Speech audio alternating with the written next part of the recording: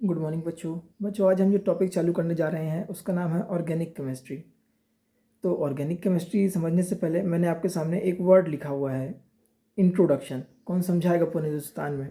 शन मतलब फिनोमिनन, शन मतलब फिनोमिनन, इंट्रोडक्शन इंट्रोड्यूस कराना। मैं आज इस टॉपिक को आपको इंट्रोड्यूस कराऊंगा, इस टॉपिक से आपको रूबरू कराऊंगा कि आखिर हम ऑर्गेनिक केमिस्ट्री क्यों पढ़ते हैं, इसके अंदर होता क्या है, ये किस चीज़ से बना हुआ है।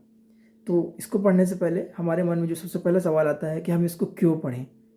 भाई हम इसको क्यों पढ़ें? तो इसका आंसर ये है कि एग्ज़ाम में आता है, इसलिए हमको पढ़ना ही पड़ेगा। नीट में क्वेश्चन आते हैं, बोर्ड में आते हैं, जेई में आते हैं, इसलिए इसको पढ़ना तो पड़ेगा। तो आइए इसको समझने की कोशिश करते हैं। याद हम बिल्कुल नहीं करेंगे, इसको हम समझेंगे। ज़ीरो से लेकर चल रहे हैं, जिसको कुछ आता है या नहीं आता है, दोनों ही इस पर अमल करें। तो मैंने आपके सामने एक वर्ड जो लिखा इंट्रोडक्शन, इसको समझ लेते हैं पहले। आइए बोर्ड पे चलते हैं। तो मैंने आपके सामने जो वर्ड लिखा था इंट्रोडक्शन, तो शन मतलब हो गया फिनोमिनन, फिनोमिनन, और इंट्रो मतलब इंट्रोड्यूस कराना। आज इस टॉपिक को, ये जो ऑर्गेनिक केमिस्ट्री ऊपर लिखा हुआ है, इस टॉपिक को मैं आपको इंट्रोड्यूस कराता हूँ कि ये ऑर्गेनिक नाम क्यों पड़ा। पहली बात तो ये कि जो ऑर्गेनिक है ये वर्ड आया है ऑर्गेनिज्म से। किसे आया है बच्चों? ऑर्गेनिज्म से। कैसे आया है? ये जो ऑर्गेनिक कंपाउंड है ये हमको मिले हैं शुरू में ही, स्टार्टिंग में हमको जो मिले हैं ये ऑर्गेनिक कंपाउंड, वो मिले हैं ऑर्गेनिज्म से। मतलब कमिंग फ्रॉम ऑर्गेनिज्म। इनिशियली जो कंपाउंड्स थे वो पहले कहाँ से मिले हमको? ऑर्गेनिज्म से मिले। ठीक है। और ये ऑर्गेनिज्म कौन से थे? Living organisms. तो जो भी चीज़ें अपने को लिविंग ऑर्गेनिज्म से मिलेगी, लिविंग ऑर्गेनिज्म से जो भी अपने को कंपाउंड मिला उसको अपने नाम दे दिया ऑर्गेनिक कंपाउंड। ठीक है बच्चों। अब इसके सपोर्ट में एक साइंटिस्ट आए, उनका नाम था बर्जीलियस। बर्जीलियस इन्होंने बताया कि जो भी ऑर्गेनिक कंपाउंड सिंथेसाइज होती है, जो भी ऑर्गेनिक कंपाउंड हमारे अंदर सिंथेसाइज होती हैं, उसके लिए रिस्पॉन्सिबल है एक वाइटल फोर्स। Vital force. इन्होंने क्या किया? इस चीज़ को सपोर्ट किया कि जो भी चीज़ें लिविंग ऑर्गेनिज्म के अंदर बनती है उसको हम पर नाम देते हैं ऑर्गेनिक कंपाउंड।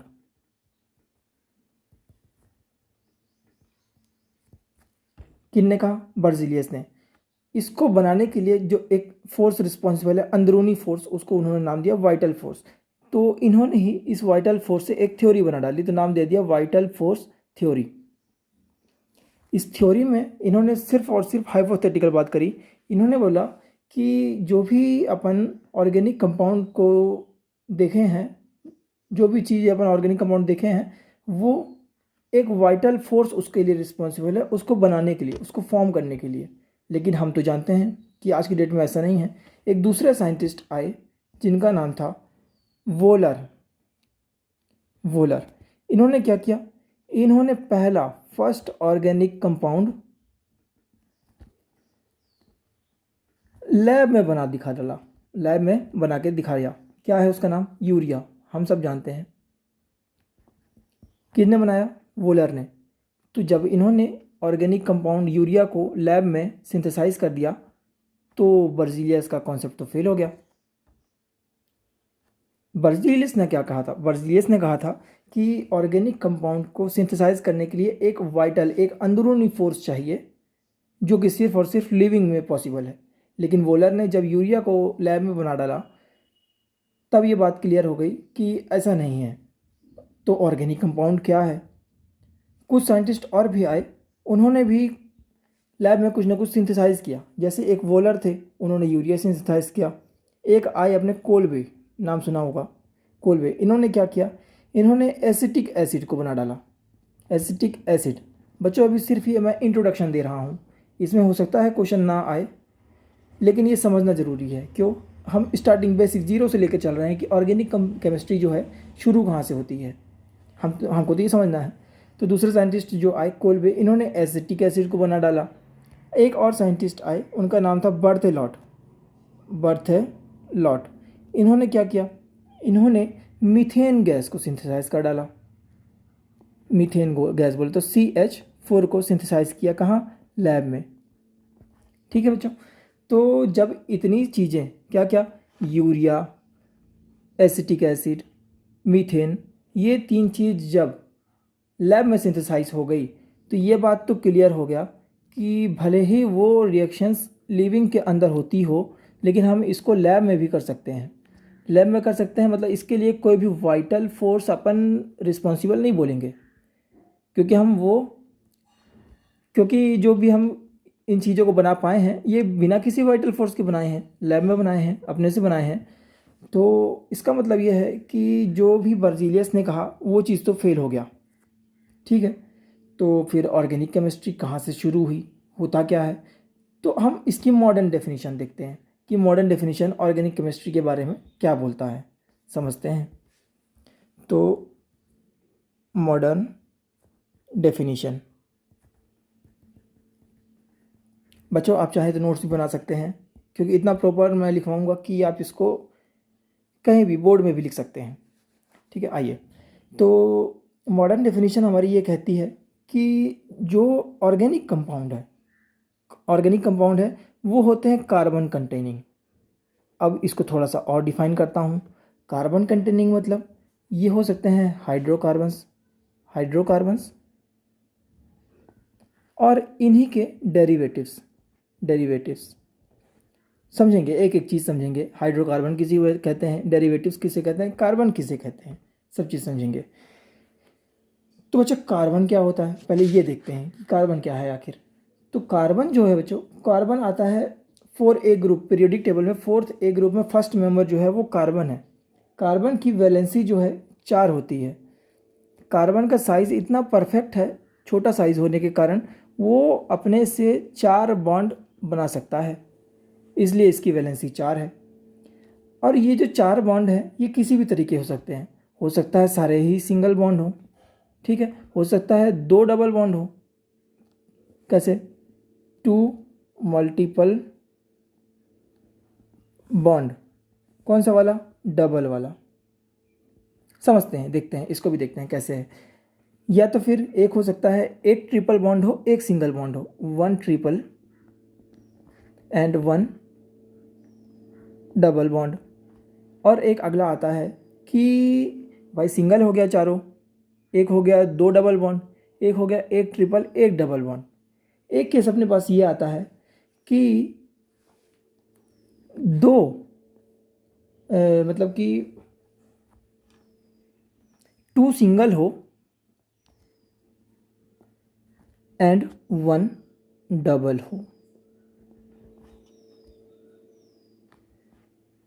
आइए समझते हैं, पहला फर्स्ट वाला सिंगल, ये कार्बन है, इसको मैंने 4 बॉन्ड बना दिया, 1 2 3 4, ये हो गया सिंगल वाला कंडीशन। अब दूसरा मैंने बोला 2 डबल बॉन्ड, 2 डबल बॉन्ड, ये कार्बन है, ये बना दिया मैंने 2 डबल बॉन्ड, ये हो गया अपना सेकंड कंडीशन। थर्ड कंडीशन क्या था, एक ट्रिपल बॉन्ड एंड एक सिंगल, सॉरी यहाँ डबल लिख दिया मैंने, यहाँ होगा सिंगल बॉन्ड, एक ट्रिपल बॉन्ड और एक सिंगल बॉन्ड, ये सिंगल हो गया, ये ट्रिपल हो गया, ये हो गया अपना थर्ड कंडीशन। एक मैंने लिखा 2 single bond and 1 double bond, मतलब 2 सिंगल होगा और एक डबल होगा, कैसे, एक ये हो गया सिंगल सिंगल और एक ये हो गया डबल। अब बच्चों ये चारों केसेस में आप देखिए, क्या ये चारों केसेस कार्बन के साथ पॉसिबल हैं बनने के लिए। कार्बन ऐसा वाला भी बना सकता है, ऐसा वाला भी बना सकता है, ऐसा भी बना सकता है और ऐसा भी बना सकता है। मतलब मैंने ये बताया, मॉडर्न डेफिनेशन हमारी ये कहती है कि ऑर्गेनिक केमिस्ट्री क्या है। ऑर्गेनिक केमिस्ट्री में हम उन कंपाउंड से डील करते हैं जो कि कार्बन से बने होते हैं, और इलेबोरेट करें तो हाइड्रोकार्बन से बने होते हैं, या तो फिर उनके डेरिवेटिव्स होते हैं। आज के डेट में बच्चों बिलियंस ऑफ और कार्बन कंपाउंड के डेरिवेटिव्स पाए जा चुके हैं, ऑर्गेनिक कंपाउंड्स पाए जा चुके हैं। इसलिए हमने कार्बन को लेते हुए एक अलग से केमिस्ट्री बनानी पड़ी, जिसको हमने नाम दिया ऑर्गेनिक केमिस्ट्री। तो अब आइए समझते हैं कि कार्बन बॉन्ड कैसे फॉर्म करता है। हम बिल्कुल बेसिक से शुरू कर रहे हैं, तो ये भी समझना ज़रूरी है कि कार्बन आखिर बॉन्ड कैसे फॉर्म करता है। तो आइए देखते हैं। तो अपन हेडिंग लगा लेते हैं, बॉन्ड फॉर्मेशन स्टेप, कि कार्बन के 4 बॉन्ड आखिर बनते किस तरीके से हैं। जैसे मैंने एक लिया कार्बन, अब मैंने बताया वैलेंसी 4 होती है, लेकिन पता नहीं होती है कि नहीं होती है। आइए देखते हैं, समझते हैं। कार्बन का इलेक्ट्रॉनिक कॉन्फ़िगरेशन, इलेक्ट्रॉनिक कॉन्फ़िगरेशन क्या होता है? 2s2 2p2। आइए इसको शेल्स में भरते हैं। ये मैंने बनाया एक 2s सब शेल, और एक ये बनाया मैंने ऑर्बिटल, सॉरी, एक ये बनाया मैंने 2p ऑर्बिटल। तो इसमें 2 इलेक्ट्रॉन, इसमें 2 इलेक्ट्रॉन, मतलब s में भी 2 इलेक्ट्रॉन, p में भी 2 इलेक्ट्रॉन। ये हमारा ग्राउंड स्टेट है। ग्राउंड स्टेट किसका? कार्बन का, हमारा नहीं। तो मैंने भर दिया 2 इलेक्ट्रॉन 2s में और 2 इलेक्ट्रॉन 2p में, ये भर दिया।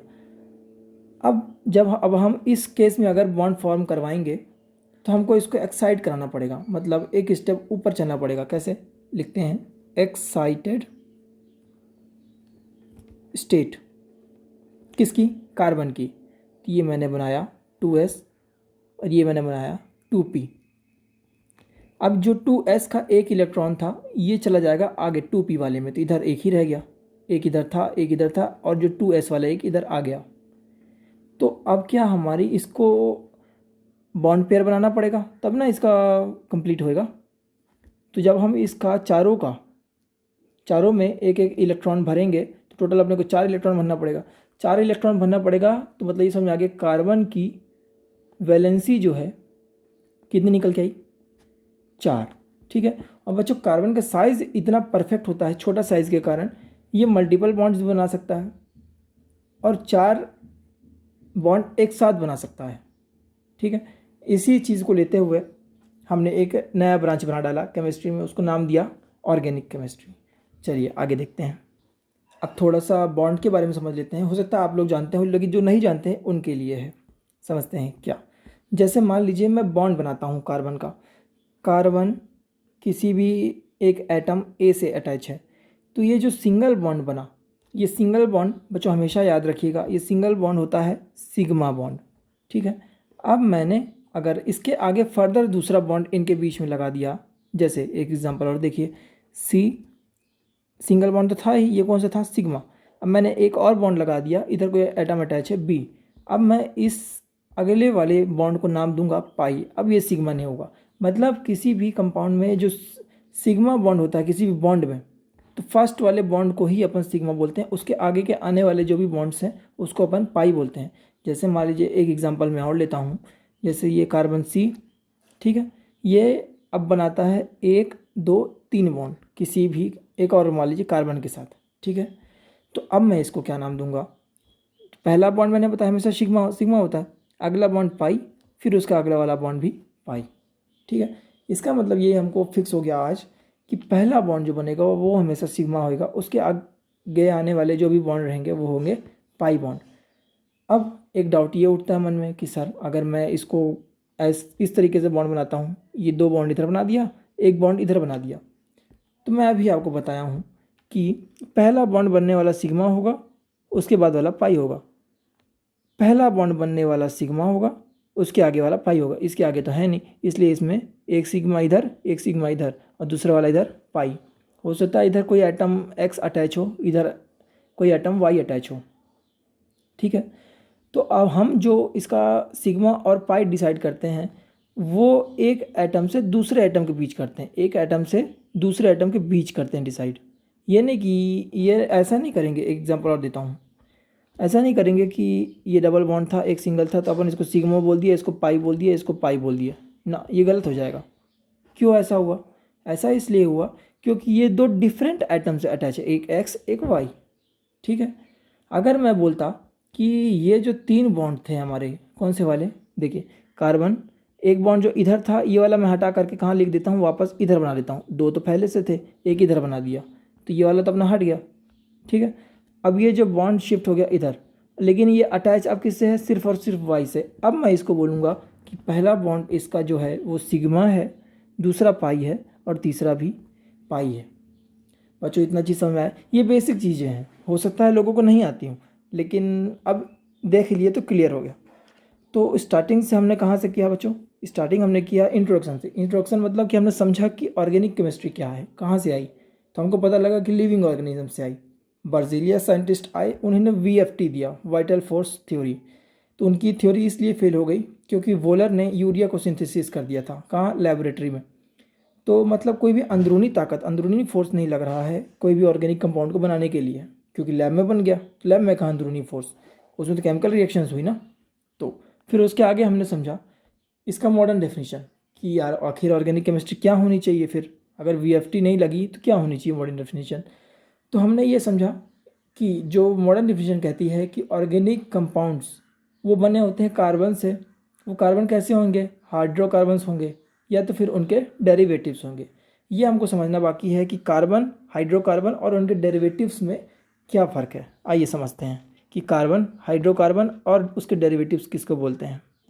तो बच्चों कार्बन की बात अगर मैं करूं तो पहला अपने पास आता है कार्बन। उसकी कलर चेंज कर लेते हैं। कार्बन, कार्बन क्या होता है? ये रहा हमारा कार्बन। दूसरा था क्या अपना? हाइड्रोकार्बन। हाइड्रोकार्बन, हाइड्रो बच्चों याद कुछ भी नहीं करना हमको। ऑर्गेनिक केमिस्ट्री में आप जितना याद करेंगे आपको उतना टफ होता जाएगा ऑर्गेनिक केमिस्ट्री। हम इसको समझते हुए चलेंगे, याद हमको कुछ भी नहीं करना पड़ेगा। हाइड्रो मतलब कहीं ना कहीं हमको बता रहा है कि हाइड्रोजन, हाइड्रोजन। और कार्बन, यही ऊपर वाला कार्बन जो हमने लिखा अभी। तो जब मैं हाइड्रोजन अटैच कर देता हूँ किसी कार्बन से तो वो बन गया हाइड्रोकार्बन। जैसे CH3, CH3। अब देखिए क्या इसकी चार चार वैलेंसीज दोनों कार्बन की फुलफिल है। आइए समझते हैं। ऐसे नहीं दिख रहा, इसको थोड़ा सा इलेबोरेटेड स्ट्रक्चर बनाते हैं। ये कार्बन एक, ये कार्बन दो, इससे अटैच है 3 हाइड्रोजन, 1 2 3, 1 2 3। इससे भी अटैच है 3 हाइड्रोजन, 1 2 3।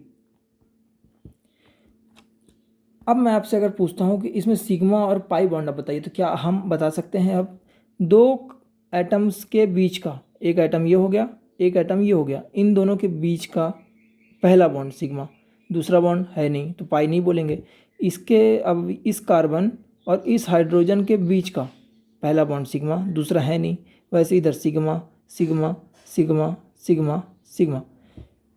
तो क्या बच्चा अब हमको सिग्मा और पाई का कॉन्सेप्ट क्लियर हुआ कि हम सिग्मा कब बोलेंगे और पाई कब बोलेंगे। ठीक है, अब आते हैं अपने टॉपिक पे वापस जहाँ थे, कार्बन, हाइड्रोकार्बन और उसके डेरिवेटिव्स। तो कार्बन हमने समझा, हाइड्रोकार्बन हमने समझा, और उसके डेरिवेटिव्स देखते हैं। डेरिवेटिव्स में क्या है कि हम कोई सा ग्रुप लगा देते हैं, अगर GROUP ग्रुप। कैसे? मान लीजिए मैं एक OH, क्या OH ग्रुप लगा देता हूँ इसी वाले में, ठीक है।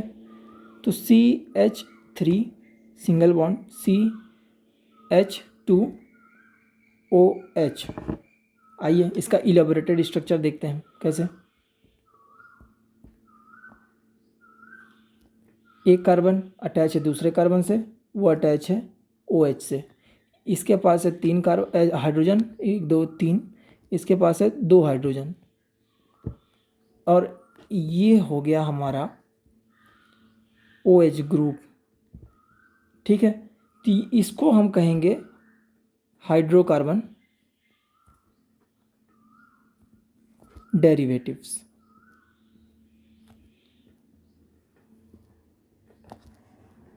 ठीक है। मतलब हमको क्लियर तो ये हो गया कि कार्बन किसे बोलते हैं, हाइड्रोकार्बन किसे कहते हैं, और हाइड्रोकार्बन के डेरिवेटिव्स कौन कौन से हैं। अब आइए इसमें भी बॉन्ड समझ लेते हैं एक बार और। ये सिग्मा, ये सिग्मा, ये सिग्मा, ये सिग्मा, ये सिग्मा, ये सिग्मा, ये सिग्मा। आइला इसमें सबके सब सिग्मा बॉन्ड है, पाई एक भी नहीं, ठीक है। चलिए, तो हम देख रहे थे मॉडर्न डेफिनेशन किसकी? ऑर्गेनिक केमिस्ट्री की। तो क्या निकल के आई मॉडर्न डेफिनेशन, मैं आपके सामने एक बार लिखता हूँ। स्टडी ऑफ कार्बन कंपाउंड्स, कैसा? Basically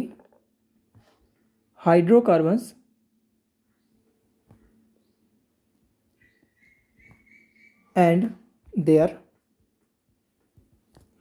derivatives. तो ये हमने क्या बोला, क्या है, ऑर्गेनिक कंपाउंड्स।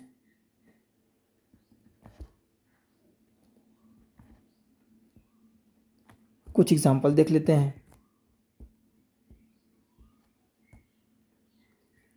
जैसे RCH3, ठीक है, ये R क्या है, ये R कोई भी ग्रुप है, तो कोई ग्रुप लगाएंगे तो क्या बन जाएगा, डेरिवेटिव बन जाएगा ऑब्वियसली।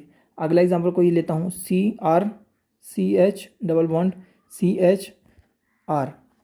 अब देखिए इस एग्जांपल में ये बीच में सिग्मा बॉन्ड भी है, एक पाई बॉन्ड भी है, ठीक है। अगला एग्जांपल मैं लेता हूँ RC ट्रिपल बॉन्ड CR।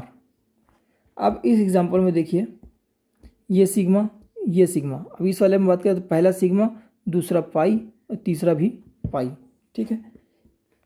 अब एक और एग्जांपल लेते हैं, अगला क्या, नाम सुना होगा बेंजीन रिंग। ये सब समझेंगे क्या होता है बेंजीन रिंग, आगे पढ़ेंगे। अब इसको थोड़ा सा इलेबोरेटेड स्ट्रक्चर बनाता हूँ। अब बच्चों याद रहे, देखिए जो जो पॉइंट दिख रहे हैं, ये पॉइंट, ये पॉइंट, ये पॉइंट, ये पॉइंट, ये पॉइंट और ये पॉइंट, इन सब पे प्रेजेंट है कार्बन आइटम। 1 2 3 4 5 6, ठीक है। अब ये जो सर्कल है बीच का, सेंटर का सर्कल देखिए, ये क्या बताता है, ये बताता है कि सबके बीच में एक अल्टरनेट बॉन्ड प्रेजेंट है। तो लगा देता हूँ एक अल्टरनेट बॉन्ड, देखते जाइएगा, 1 2 3, ठीक है। अब क्या है, अब समझिएगा बात को। अब एक बार देखिए, जैसे मैं इस कार्बन की बात करता हूँ, ये वाले कार्बन की बात करूँ, तो ये कितने बॉन्ड बना रहा है, 1 2 3, ठीक है। लेकिन मैंने क्या बताया, वैलेंसी तो इसकी 4 है, तो 4 बनाना चाहिए। तो बच्चों ये एक सेल्फ अंडरस्टूड होना चाहिए कि अगर एक बॉन्ड आपको नहीं दिखाया है तो एक बॉन्ड में अटैच होगा क्या, हाइड्रोजन। बच्चों इतना बेसिक मैं इसलिए बता रहा हूँ क्योंकि ज़ीरो से शुरू कर रहे हैं अपन। जिसको कुछ नहीं आता है चाहे कुछ आता है, दोनों में ध्यान रखिएगा कि अपन बहुत ऊपर तक जाने वाले हैं इस पे। तो वैसे ही सेम इस वाले कार्बन पे भी एक हाइड्रोजन होगा, इस वाले पे भी एक हाइड्रोजन होगा, इस वाले पे भी एक हाइड्रोजन होगा, इस पे भी होगा एक हाइड्रोजन और इस पे होगा एक हाइड्रोजन, ठीक है। ये हो गया इसका इलैबोरेटेड स्ट्रक्चर, ठीक है। अब जैसे मैंने बताया, अगर आर की जगह मैं कोई ग्रुप रखता हूँ तो वो हो जाएगा उसका डेरिवेटिव्स। तो आइए डेरिवेटिव्स के एग्जांपल भी देख लेते हैं, डेरिवेटिव्स, ठीक है।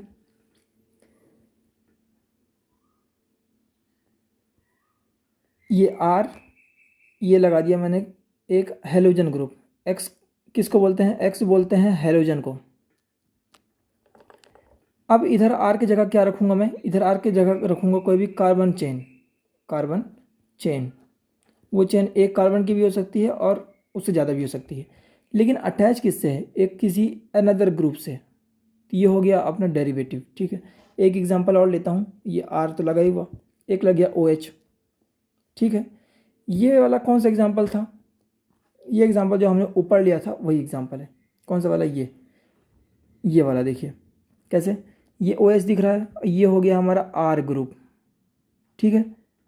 मतलब यहाँ पर आर ग्रुप हमारा क्या है, इथेन, इथेन। अब ये नाम कैसे पड़ा ये सब भी अपन देखेंगे कि मैंने इसको इथेन क्यों लिख दिया, कैसे लिख दिया, है ना। ये सब हम सीखेंगे, इथेन क्या होता है, मीथेन क्या होता है, प्रोपेन क्या होता है, ये सब हम देखेंगे। तो मैं अभी सिंपल से ये समझा रहा हूँ कि डेरिवेटिव्स के एग्जांपल अपन देख रहे थे।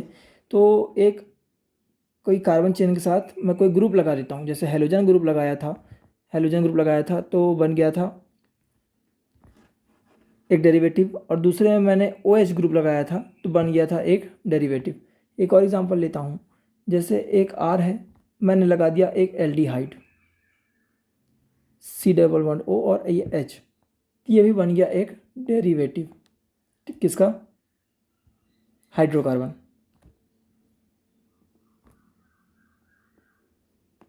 हाइड्रोकार्बन का, ठीक है।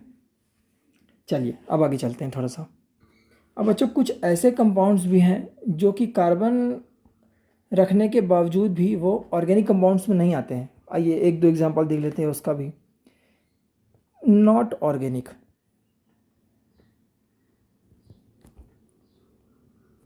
ठीक है, जैसे CO, एक ऑक्सीजन है तो मोनो ऑक्साइड। ठीक है, और क्या है, कार्बन, तो कार्बन मोनोऑक्साइड। ठीक है, दूसरा एग्जांपल मैं लेता हूँ CO2, इसमें 2 ऑक्सीजन है तो डाई ऑक्साइड, और लगा हुआ है कार्बन तो लिख दिया मैंने कार्बन डाइऑक्साइड। बच्चों याद हम कुछ भी नहीं करेंगे, पूरे हिंदुस्तान में कोई नहीं समझाएगा आपको कि एक ऑक्सीजन लगा है इसलिए मोनो बोला, और ऑक्सीजन लगा है तो ऑक्साइड बोला, साथ में जुड़ा हुआ है कार्बन तो बोल दिया कार्बन, तो कार्बन बन गया मोनोऑक्साइड, कार्बन मोनोऑक्साइड। दूसरे वाले एग्जांपल में मैंने बोला कार्बन डाइऑक्साइड, 2 ऑक्सीजन लगा है तो डाइऑक्साइड, और कार्बन जुड़ा हुआ है तो कार्बन डाइऑक्साइड। एक एग्जांपल और लेता हूँ, C3O2। बच्चों एक बात हमेशा याद रखना, अगर ये 3 2 का अरेंजमेंट है तो हमेशा हम इसको नाम देंगे सब ऑक्साइड। इसको कहीं भी नोट लगा करके ऊपर अच्छे से लिख सकते हैं आप लोग कि अगर अरेंजमेंट 3 2 का है तो हम इसको हमेशा नाम देते हैं सब ऑक्साइड, और अगर अरेंजमेंट 2 3 का है तो नाम देते हैं सेस्क्यू ऑक्साइड। ठीक है, सेस्क्यू ऑक्साइड।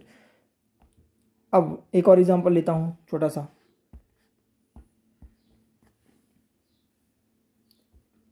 बच्चों जो कार्बोनिक एसिड, नाम सुना होगा आप सभी ने, कार्बोनिक एसिड H2CO3, ये भी क्या है, कार्बन कंटेनिंग तो है, हाइड्रोजन कंटेनिंग भी है, हाइड्रोकार्बन भी है, लेकिन ये ऑर्गेनिक नहीं है, ऑर्गेनिक ये नहीं है। ठीक है, तो क्या है, ये इनऑर्गेनिक है, ऑर्गेनिक नहीं तो इनऑर्गेनिक है, बात खत्म। ठीक है, चलिए बच्चों हम देख रहे हैं अभी इंट्रोडक्शन में हम ये देख लेते हैं कि कौन कौन से वर्ड हमारे बार बार आगे चल के काम में आएंगे। जैसे एक वर्ड आता है हाइब्रिडाइजेशन, नाम तो सुना होगा लेकिन समझते हैं क्या होता है वो हाइब्रिडाइजेशन। एक वर्ड आता है हाइब्रिडाइजेशन,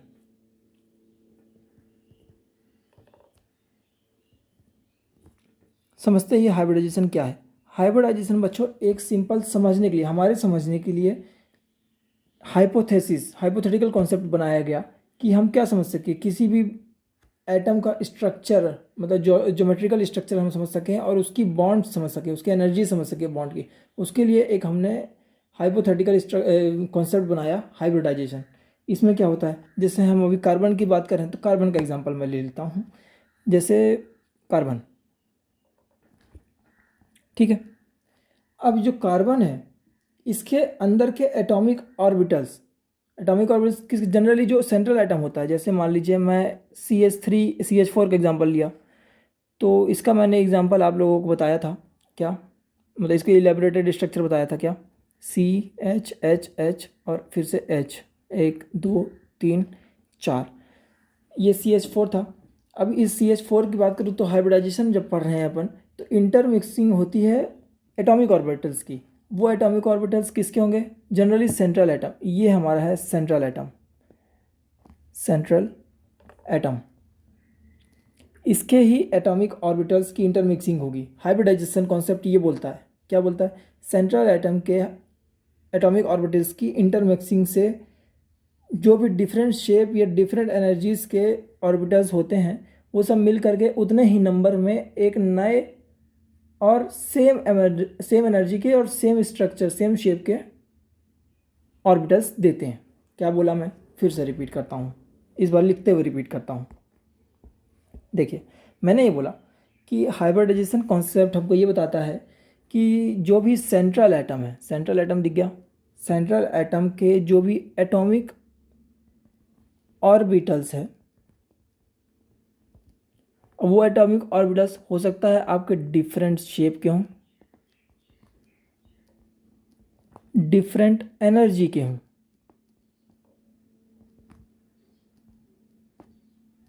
लेकिन ये जितने भी चीज़ें हैं एटॉमिक ऑर्बिटल्स डिफरेंट शेप के या डिफरेंट एनर्जी के, ये पूरे होते हैं आपस में इंटरमिक्स। ठीक है। इंटरमिक्स होने के बाद उतने ही नंबर के, हो सकता है कि ये आपके चार, अभी कार्बन की बात कर रहे थे तो चार थे इसमें, है ना, तो चार ही नंबर के इंटरमिक्स होने के बाद वापस से चार नंबर के ही एटॉमिक ऑर्बिटल देते हैं। लेकिन इस बार फर्क यह है कि जो डिफरेंट शेप और डिफरेंट एनर्जी था वो हो जाता है same shape and same energy. ठीक है, ये क्या है, ये हाइब्रिडाइजेशन कॉन्सेप्ट बोलता है। क्या बोलता है, फिर समझता हूँ। जैसे कार्बन की बात करूँ तो अंडरगो हाइब्रिडाइजेशन मतलब intermixing of atomic orbitals of same atom, generally central atom, having comparable energy and different shape to give equal number of new orbitals. ठीक है, कैसे होंगे वो new orbitals, having same energy and similar shape named as hybridization. समझ में आया, same energy के होंगे और सेम शेप के होंगे, और हमने इस चीज़ को क्या बोल दिया, हाइब्रिडाइजेशन। ठीक है, अब यही जो हाइब्रिड ऑर्बिटल्स बने, जो एटॉमिक ऑर्बिटल्स थे, इसको हमने बोल दिया, नाम क्या दे दिया, हाइब्रिड ऑर्बिटल्स। नाम लिखता हूँ मैं, हाइब्रिड ऑर्बिटल्स। ठीक है, हाइब्रिड ऑर्बिटल्स। अब ये हाइब्रिड ऑर्बिटल्स जो है यही अपने आप को इस तरीके से अरेंज करते हैं कि उनके बीच में आपस में लगने वाला रिपल्सिव जो फोर्स है वो मिनिमम हो, मतलब वो मोस्ट स्टेबल हो। समझ में आया। एटॉमिक ऑर्बिटल्स जो थे कंपेरेबल एनर्जीज और डिफरेंट शेप के, डिफरेंट एनर्जी डिफरेंट शेप के, वो आपस में मिक्स हुए, इंटरमिक्स हुए। इंटरमिक्स होने के बाद एक नया हाइब्रिड ऑर्बिटल बनाते हैं उतने ही नंबर में जिनकी एनर्जी और शेप सेम होता है, उसको हमने हाइब्रिड ऑर्बिटल नाम दे दिया। वो अपने आप को इस तरीके से अरेंज करता है कि वो मोस्ट स्टेबल हो, स्टेबल हो मतलब कि एनर्जी कम हो। ठीक है, आइए समझते हैं, एक एग्जांपल लेते हैं। अपने को पता है कि जो एस ऑर्बिटल होता है वो राउंड शेप होता है। तो मैंने बताया था अभी इलेक्ट्रॉनिक कॉन्फ़िगरेशन में कि इसमें कौन कौन सा ऑर्बिटल टेक प्लेस करता है, 2s था और 2p था। p में कितने थे, तीन थे ना, अंदर बीच में तीन थे, तो एक हो गया px, ये बना दिया मैंने px, ये बना दिया मैंने py, और ये बना दिया मैंने pz। ठीक है, अब ये जो आपके 2p वाले हैं और 2s वाले हैं, ये दोनों आपस में होते हैं मिक्स। ठीक है, तो हमको हाइब्रिडाइजेशन मिलता है। कैसे मिलता है,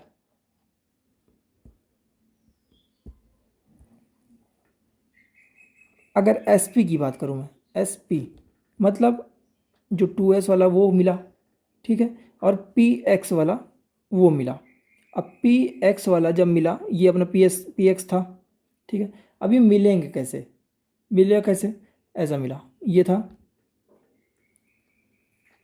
ये मिल गया। ठीक है, अब आपस में इस तरीके से ये मिला कि हमको कैसा स्ट्रक्चर मिला, समझाता हूँ।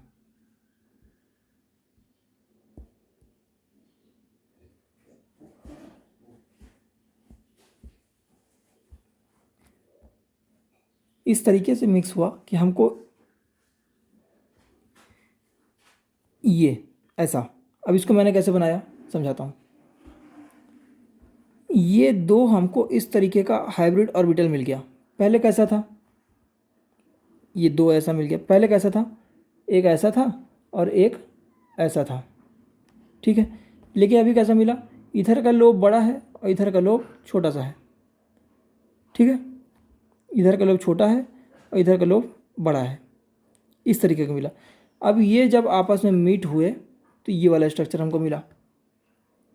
ये कैसा हो गया, लीनियर हो गया। ये कौन कौन मिला था इसमें, एस ऑर्बिटल मिला था और पी एक्स मिला था। ठीक है, अब अगर मैं मिलाता हूँ किसको,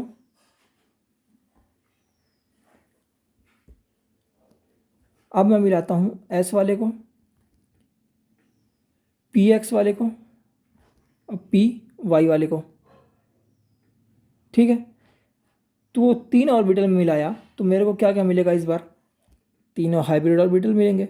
वही सेम शेप के, ये एक, ये दो, ये तीन, ये आपस में इस तरीके से अरेंज होंगे कि इनके बीच में लगने वाला रिपल्सिव फोर्स मिनिमम हो और ये स्टेबल मैक्सिमम हो। आइए इसको अरेंज करते हैं।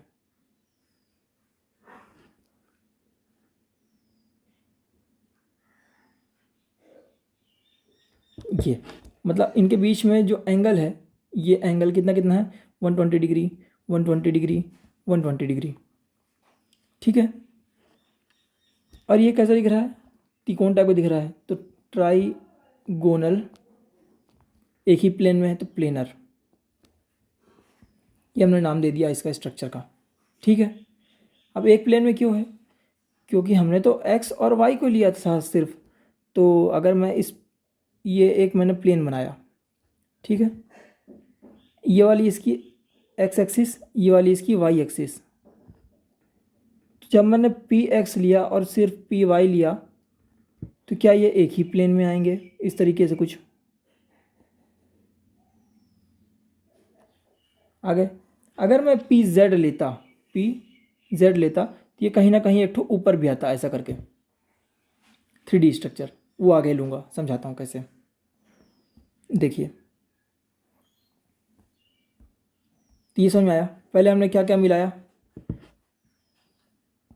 पहले हमने मिलाया एस और पी एक्स, दूसरी बार में हमने मिलाया एस, पी एक्स और पी वाई।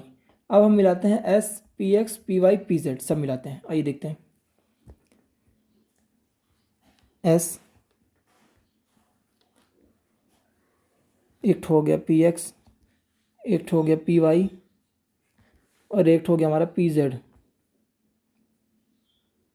किसी को भी आप कुछ भी मान सकते हैं, हो सकता है इसको आप पी वाई मान लीजिए, पी एक्स मान लीजिए, पी जेड मान लीजिए, कुछ भी मान सकते हैं, लेकिन अलग अलग प्लेन में होना चाहिए तभी मानेंगे, ठीक है। अब इन तीनों को अगर मैं, इन चारों को मैं इंटरमिक्स करता हूँ तो मेरे पास क्या मिलेंगे, ये तो आप जानते हैं कि हाइब्रिड ऑर्बिटल मिलेंगे सेम शेप के और सेम एनर्जी के, छोटे छोटे, ये एक ये और एक ये, ठीक है। अब ये आपस में इस तरीके से अरेंज होंगे कि इनके बीच में लगने वाला रिपल्सिव फोर्स मिनिमम हो, ठीक है, और स्टेबिलिटी मैक्सिमम हो। भाई स्टेबल होगा तब उसके लिए अच्छा रहेगा, तो स्टेबिलिटी इसकी मैक्सिमम होनी चाहिए और रिपल्सिव मिनिमम होनी चाहिए, ठीक है। आइए इसको इसका स्ट्रक्चर बनाते हैं। अब ये अरेंज करता है अपने आप को 3D प्लेन में,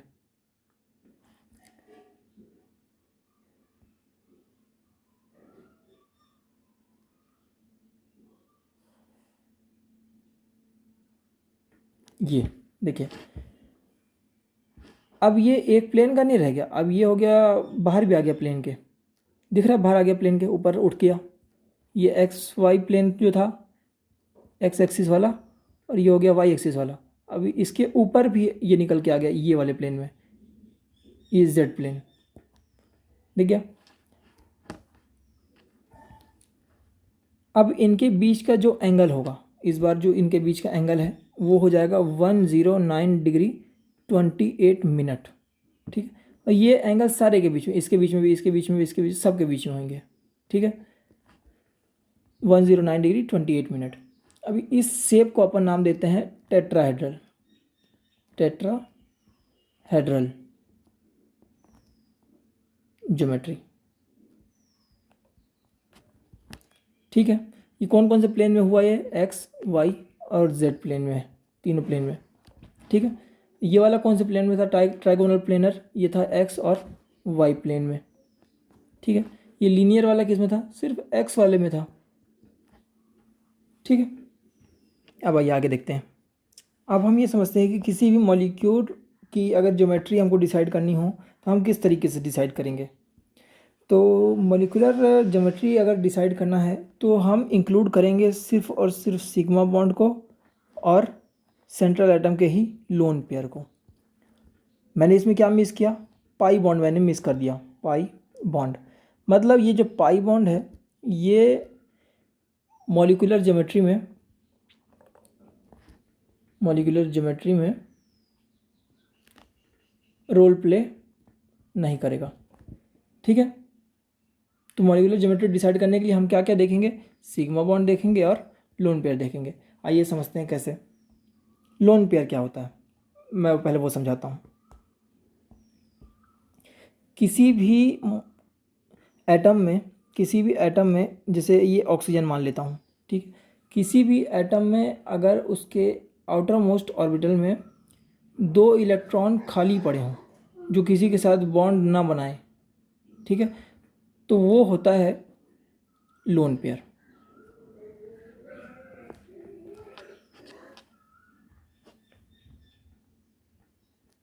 आइए समझाता हूँ कि किस तरीके से ऑक्सीजन के पास लोन पेयर होते हैं। देखिए ऑक्सीजन का इलेक्ट्रॉनिक कॉन्फ़िगरेशन बनाता हूँ।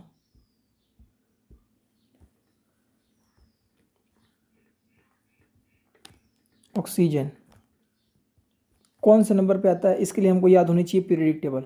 जैसे hydrogen, helium, lithium, beryllium, boron, carbon, nitrogen, oxygen. Fill करते हैं, फिल करना पड़ेगा ना कि इलेक्ट्रॉनिक कॉन्फ़िगरेशन बनाने के लिए 1s1 1s2। लिथियम का 1s1 1s2 तो फुल हो गया अब, तो इसका कॉन्फ़िगरेशन होएगा 1s2 2s1 1। बेरिलियम का 1s2 2s2। बोरॉन का नीचे लिखता हूँ 1s1 1s2 2s2 और 2p1। और फिर कार्बन का 1s, यहाँ भी 2 है सॉरी, 1s2 2s2 2p2। अब नाइट्रोजन का 1s2 2s2 2p3। ऑक्सीजन का 1s2 2s2 2p4। अब इसका ऑर्बिटल डायग्राम वाला बनाते हैं, देखिएगा। ये s था, अब p में कितने खंड थे, 3 थे। तो ऑक्सीजन वाले में, ये वाले में देखिएगा 1s1 1s2 तो भर गया, ये 1s ऑर्बिटल, ये 2s ऑर्बिटल, ये 2p ऑर्बिटल। तो 1s का कितना है 2, 2s का कितना है 2, 2p का कितना 4। भरते हैं 1 2 3 और एक ये 4। अब जिस तरीके से कार्बन का मैंने एक्साइट किया था तो वहाँ पास p का ये वाला खंड खाली था, तो s वाला कहाँ आ गया था, एक निकल के इधर वाले में आ गया था, तो 4 वैलेंसी बन गई थी, 1 2 3 4 बन गई थी ना। लेकिन और ऑक्सीजन में बात करें तो p तो खाली नहीं है, p के पास तो ऑलरेडी ये वाला इलेक्ट्रॉन फुल है एक ठो, मतलब एक्साइट तो नहीं होगा। तो इसके पास कितनी वैलेंसी कहला गई, तो ऑक्सीजन के पास वैलेंसी कहला गई, यहाँ पास एक जगह खाली है और यहाँ पास एक जगह खाली है, मतलब ऑक्सीजन की वैलेंसी 2। और भरे हुए कौन से, भरे हुए 2 2 इलेक्ट्रॉन, ये 2 इसके पास है और 2 इसके पास है आउटर मोस्ट में। आउटर मोस्ट इसका कौन सा वाला है, सेकंड वाला है, ये अंदर वाला है, 1 जो है इनसाइड वाला है, इनसाइड। आउटर की बात कर रहे हैं अपन, आउटर मोस्ट में मतलब सेकंड वाले में कितने हैं 2, एक ये एक ये। इन दोनों को अपन क्या बोलेंगे, लोन पेयर। डार्क कलर से लिखता हूँ लोन पेयर, ठीक है। अब ये जो रेड वाला बॉक्स मैंने बनाया है, इसके वजह से इसकी जो वैलेंसी है वो कितनी है 2, ठीक है, मतलब 2 बॉन्ड ऑक्सीजन अभी और बना सकता है। और जो 2 एक्स्ट्रा इलेक्ट्रॉन है, 2 2 के 2 पेयर हैं, तो वो हो गया लोन पेयर। तो कितने लोन पेयर कहला गए ऑक्सीजन के पास, 2 लोन पेयर कहला गए, ठीक है। तो आइए अब मैं इसका स्ट्रक्चर समझाता हूँ, इसका मॉलिक्यूलर ज्योमेट्री समझाता हूँ। मैंने ऊपर बताया कि ज्योमेट्री के लिए हमको क्या क्या देखना है, सिग्मा बॉन्ड देखना है और लोन पेयर देखना है, ठीक है। तो अगर मैं पहले की बात करूं, फर्स्ट एग्जांपल मैं लेता हूं, कौन सा वाला, सिग्मा बॉन्ड कितने हैं और लोन पेयर कितने हैं, उसके हिसाब से लोन पेयर LP।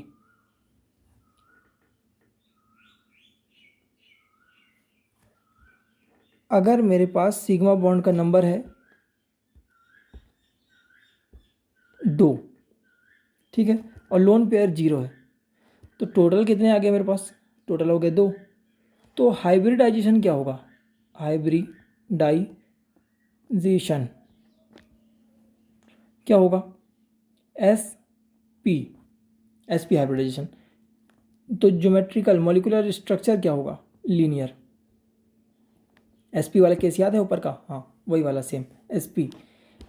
अगर मैं सिग्मा बॉन्ड को 3 ले लेता हूँ और लोन पेयर का 0 ले लेता हूँ, टोटल कितने हो गए? 3। तो हो गया sp2। कैसे इसको फाइंड कर रहा हूँ मैं? इसको मैं फाइंड कर रहा हूँ, जैसे सिग्मा बॉन्ड 2 है मेरे पास, ठीक है, तो एक में मान लिया s, दूसरा में मान लिया p का। अरे मैं ऊपर अभी बताया ना, रुक के दिखाता हूँ।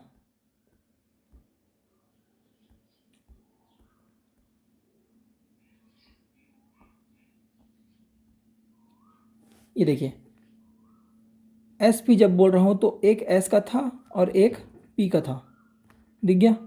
एस का था और एक पी का था। अब अगर sp2 की बात करता हूँ, sp2 की बात करता हूँ, तो एक s का है और 2 p का है, दिख रहा है? तो sp कितना बोल दिया? 2। समझा है? अगर अगर मैं अब अगला बात करता हूँ, sp3 की बात करता हूँ अगर मैं, तो एक s है क्या और 3 p है क्या? तो मैंने क्या लिख दिया? sp3। लेकिन इसके लिए कितने होने चाहिए बॉन्ड अपने पास? सिग्मा कितने होने चाहिए? 4। या तो फिर क्या होना चाहिए? टोटल नंबर 4 होना चाहिए। किसको किसको मिला करके? सिग्मा प्लस लोन पेयर को मिला करके। इसका एग्जांपल देखते हैं, नीचे आइए।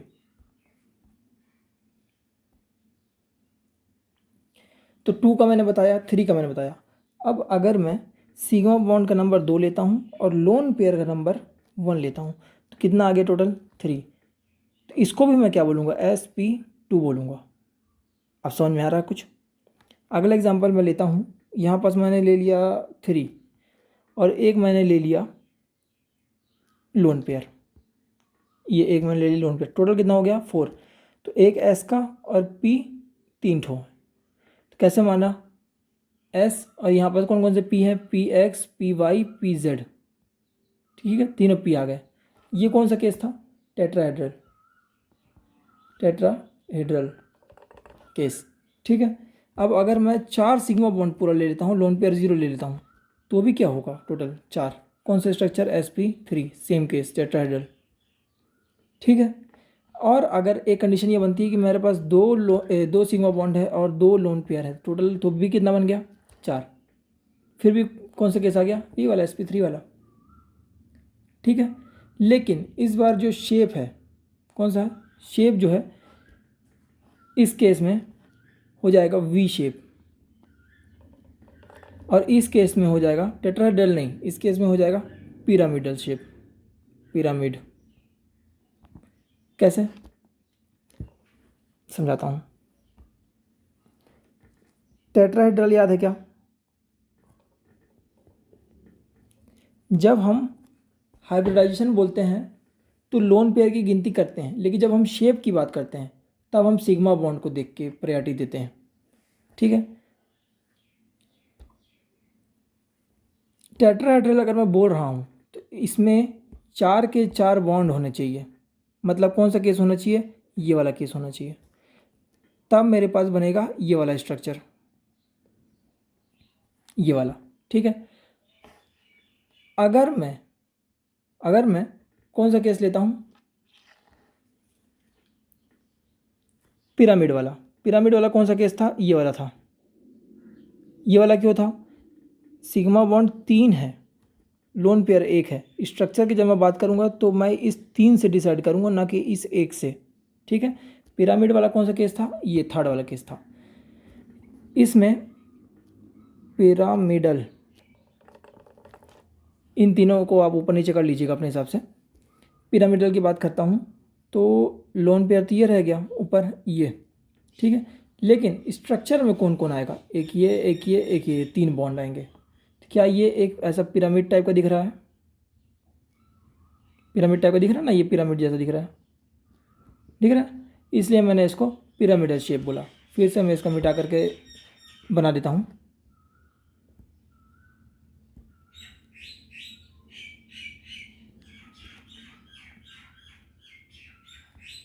एक, दो, तीन, ठीक है। पिरामिड क्यों बोला? क्योंकि ये आपका इस तरीके से पिरामिड बन रहा है, दिख गया पिरामिड, इसलिए मैंने इसको पिरामिडल शेप बोला। अब अगला आता है वी शेप, समझते हैं। वी शेप की अगर बात करता हूँ मैं, तो इस वाले में सिर्फ इस दो सिग्मा बॉन्ड को काउंट करेंगे। जब शेप की बात करते हैं तो मैं बताया हूँ आपको कि सिग्मा बॉन्ड को देखते हैं, लेकिन अगर अपन इस ज्योमेट्री कौन सी, जैसे sp3 ज्योमेट्री है, इसको डिसाइड करने के लिए अपन लोन पेयर को भी गिनते हैं, ठीक है। लेकिन शेप के लिए अपन क्या देखेंगे, सिर्फ और सिर्फ सिग्मा बॉन्ड देखेंगे। तो ये लास्ट वाला केस है जिसमें दो लोन पेयर है और दो सिग्मा बॉन्ड है। तो दो लोन पेयर बना देता हूँ मैं, ये बन के दो लोन पेयर, ठीक है। ये कोई मान लीजिए सेंट्रल एटम मैं ए मान लेता हूँ, इसका ये दो लोन पेयर है और ये अटैच है दो बॉन्ड से, ये किसी बी मॉलिक्यूल से एटम से अटैच है। तो क्या ये अपने को एक वी टाइप का शेप दिखाई दे रहा है? दिखाता हूँ इस तरीके से। क्या ये उल्टा वी टाइप का दिख रहा है? अरे दिख रहा है ना, हाँ, इसलिए मैंने इसको नाम क्या दे दिया, वी शेप्ड। अरे क्लियर है, पूरा क्लियर होना चाहिए, एकदम इजी है, कहीं भी कोई डाउट नहीं होना चाहिए कि किस तरीके से अपन शेप और हाइब्रिडाइजेशन डिसाइड करते हैं, ठीक है। मैंने यहाँ से चालू किया बताना कि जब हाइब्रिडाइजेशन को अपन लिखते हैं, हाइब्रिडाइजेशन जब लिखते हैं तब लोन पेयर और सिग्मा बॉन्ड दोनों को प्रायोरिटी देते हैं, लेकिन जब अपन शेप लिखते हैं, नाम लिख देता हूँ इधर ऊपर, शेप लिखते हैं, तब अपन किस चीज़ को प्रायोरिटी देते हैं, सिग्मा बॉन्ड को। सिग्मा बॉन्ड देखते हुए अपन शेप बनाते हैं किसी भी चीज़ का, ठीक है। जैसे एक ये थर्ड वाला, ये फर्स्ट, ये सेकंड, ये थर्ड, इसका देखिए सिग्मा बॉन्ड कितने हैं, दो, लोन पेयर कितना है, एक। हाइब्रिडाइजेशन तो अपन ने निकाल दिया sp2, लेकिन अब इसका स्ट्रक्चर क्या होना चाहिए आपके हिसाब से, बनाएं? चलिए बनाते हैं। एक लोन पेयर है, मैंने ये बना दिया एक लोन पेयर, ठीक है। दो सिग्मा बॉन्ड है ना, तो ये मैंने कोई मान लिया एक एटम ए से अटैच है, लोन पेयर है उसका, और ये अटैच है किसी दो बॉन्ड से, किसी बी एटम से। क्या ये अपने को फिर से वी टाइप का स्ट्रक्चर दिखने लग गया है, उल्टा वी, ये दिखने लग गया है, तो मैं इसको भी क्या बोल दूंगा, ये वी शेप है, ठीक है। चलिए आपके सामने मैं कुछ एग्जांपल लिखता हूँ, तो आप बताइएगा कि हाइब्रिडाइजेशन उसका क्या क्या होएगा। पहला एग्जांपल मैंने लिया किसका, CH4 का, इसका बताइए कि हाइब्रिडाइजेशन क्या होगा। तो हाइब्रिडाइजेशन बनाने का सबसे आसान तरीका यह है कि थोड़ा सा इसको स्प्लिट कर लिया जाए। स्प्लिट कैसे करेंगे अपन, आइए देखते हैं। CH,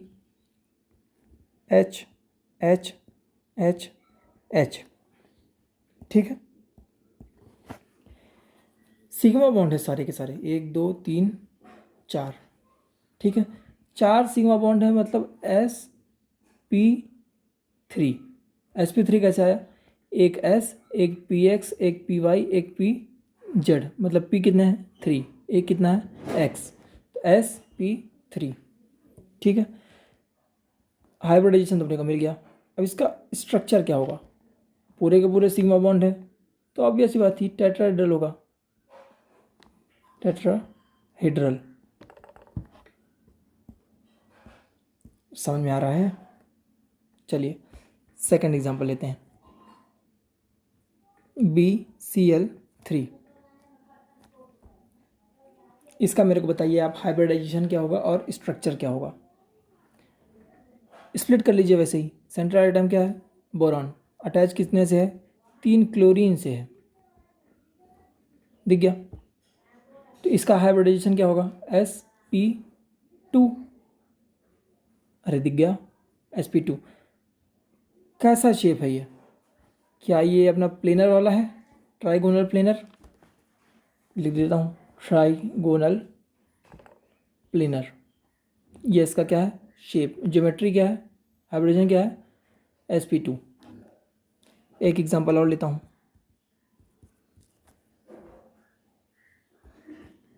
BeCl2। Be क्या है, बेरिलियम, इसको स्प्लिट करते हैं, सेंट्रल आइटम क्या है, Be, ठीक है। अब Be की वैलेंसी क्या है, वही दो दो वाली बांट देंगे अपन, एक ये क्लोरीन को, एक ये क्लोरीन को, Cl, ठीक है। इस बार क्या हाइब्रिडाइजेशन है, एक सिग्मा इधर एक सिग्मा इधर, मतलब sp। शेप कौन सा, लीनियर, ठीक है। चलिए और अगला दूसरा लेते हैं, एक एग्जांपल और लेते हैं। जैसे मैंने आपके सामने एक एग्जांपल दिया, क्या, C⋯CH। इस बार मैंने स्ट्रक्चर स्प्लिट करके बना दिया है, आपको बताना है कि इसका हाइब्रिडाइजेशन क्या है। क्या इसमें सेंट्रल आइटम दो ठो हैं, एक ये वाला है एक ये वाला है, इसमें हमको दोनों को बताना है कि sp कौन सा है, तो एक सिग्मा दूसरा सिग्मा तीसरा सिग्मा, तो sp2। इसका भी यही वाला, एक सिग्मा दूसरा सिग्मा तीसरा सिग्मा, sp2, ठीक है। अब इसकी शेप की अगर बात करें तो हम ये कह सकते हैं कि ये एक अलग ट्राइगोनल प्लेनर है, दिख रहा है, ये एक अलग ट्राइगोनल प्लेनर है लेकिन एक ही प्लेन में, ठीक है। कुछ इस तरीके का प्लेन है, उसमें आपके ये वाले ऐसे स्ट्रक्चर है पड़ा हुआ, ठीक है। ये हो गया एक एग्जांपल। अब एक कॉन्सेप्ट हमारे सामने आता है इलेक्ट्रॉन नेगेटिविटी का, उसको समझ लेते हैं। इंट्रोडक्शन चल रहा है आज ही, अभी आज टॉपिक चालू नहीं हुआ, टॉपिक नेक्स्ट टाइम से, नेक्स्ट लेक्चर से।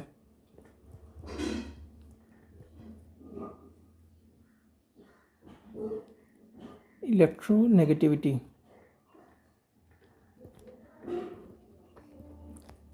ये हम इनऑर्गेनिक वाला नहीं दिख रहे हैं, अभी हम ऑर्गेनिक का, ये कार्बन का दिख रहे हैं।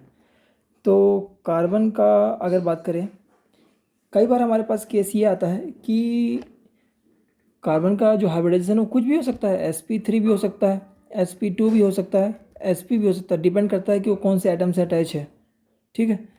sp3 जैसे CH4 था, ठीक है। sp2 की बात करें तो जैसे इधर कोई नाइट्रोजन से अटैच है, एक minute, double bond N C, एक ये हो गया एक सिग्मा, ये हो गया दूसरा सिग्मा, ये हो गया तीसरा सिग्मा, sp2, दिख गया। और sp कैसे, जैसे मान लीजिए ये है और ये एक नाइट्रोजन से ऐसे अटैच है, ये तो ये हो गया एक सिग्मा, ये दूसरा सिग्मा, तो sp। तो ऐसे कार्बन की जो हाइब्रिडाइजेशन है वो कुछ भी हो सकता है, sp3 हो सकता है, sp2 हो सकता है, sp हो सकता है। तो अब हम बात करें इसके En की, कि इसका इस CH4 में इस कार्बन का En ज़्यादा होगा, कि इस कार्बन में En ज़्यादा होगा, या इस कार्बन में En ज़्यादा होगा। तो जो En जो है वो डायरेक्टली प्रोपोर्शनल होता है परसेंटेज S करेक्टर के, किसके, परसेंट लिखता हूँ, En is directly proportional to percentage S character, ठीक है। परसेंटेज S करेक्टर निकालते हैं किसका किसका, बाकियों का। देखिए इस वाले में अगर मैं sp3 जो है, तो इसमें हमको समझ में आ रहा है कि कहीं ना कहीं ये टोटल अगर अपन 100% माने तो S को कितना मिला, 25%, P को कितना मिला, 75%, मतलब S कितना है इसमें, 25%, ठीक है। इस वाले में अगर sp2 में देखें तो इस वाले में S कितना है, 33.3%, और बाकी क्या है, P। इस वाले में बात करें तो S कितना है, 50% है S, मतलब सबसे ज़्यादा S किस में पाया गया, sp वाले में पाया गया, मतलब सबसे ज़्यादा इसमें, थोड़ा सा कम इसमें, और सबसे कम इसमें परसेंटेज S। तो जिसका परसेंटेज S ज़्यादा होगा उसका En ज़्यादा होगा, मतलब अगर मैं इसको नंबर दे देता हूँ 1 2 और 3, तो थर्ड का En सबसे ज़्यादा होगा, उससे कम होगा 2 का, उससे कम होगा 1 का। समझ में आ गया, En किस तरीके से परसेंटेज S पे डिपेंड करता है, ठीक है। सब ज़्यादा हो गया थर्ड का। वैल्यू भी थोड़ा सा बता देता हूँ, वैल्यू भी कभी कभी काम में आ जाती है, कि थर्ड वाला जो है 50% वाला, उस पर En की वैल्यू क्या होगी, 3.25 होगी। सेकंड वाले में जो sp2 है उस पर En की वैल्यू क्या होगी, उसकी En की वैल्यू होगी 2.75। फर्स्ट वाले में En की वैल्यू जो sp3 है उसकी क्या होगी, उस पर En की वैल्यू होगी 2.48। ठीक है, ये थोड़ा सा याद करने वाली चीज़ है, ये ज़रूरी, ये इंपॉर्टेंट है, ये कई बार आ चुका है एग्ज़ाम में और इसको याद हो भी जाता है, आगे पढ़ते पढ़ते अपने को याद हो जाएगा, अभी टेंशन की बात नहीं है। अब कुछ टर्म हमारे पास आती है, प्राइमरी कार्बन क्या होता है, सेकेंडरी कार्बन क्या होता है, तो वो देख लेते हैं थोड़ा सा। जैसे नेचर ऑफ कार्बन के हिसाब से,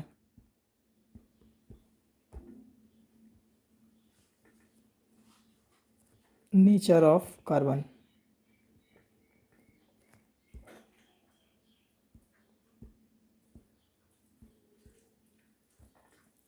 इसके हिसाब से अगर देखें तो प्राइमरी कार्बन कौन होता है।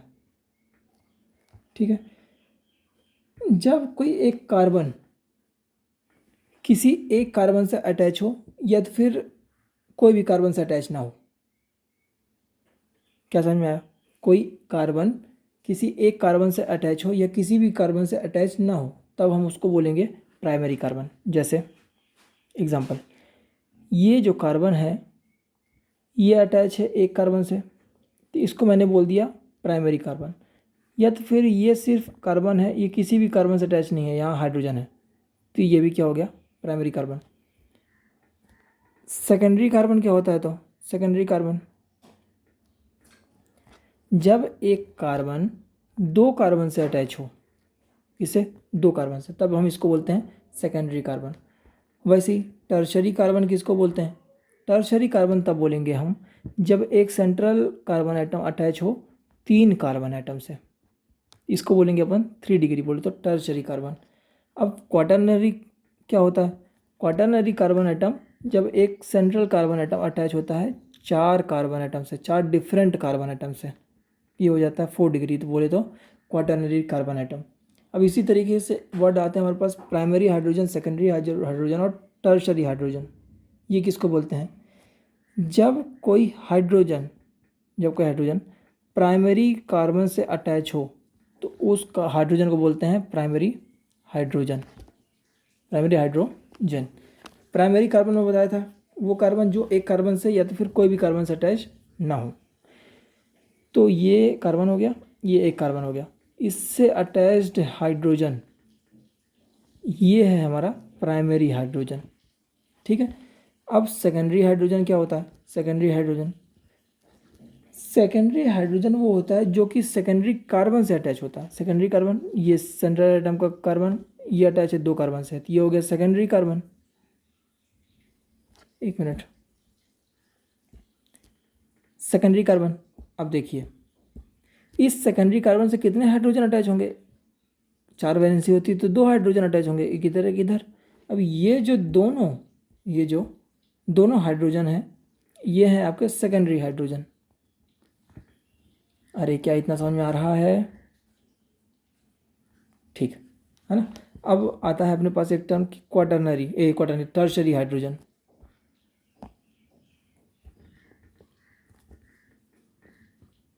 टर्शरी हाइड्रोजन किसको कहते हैं, टर्शरी हाइड्रोजन सिंपल है, जैसे ये अपन ने देखा वैसे सेम टर्शरी। जब 3 डिग्री कार्बन से जो भी हाइड्रोजन अटैच होगा वो होगा अपना टर्शरी हाइड्रोजन।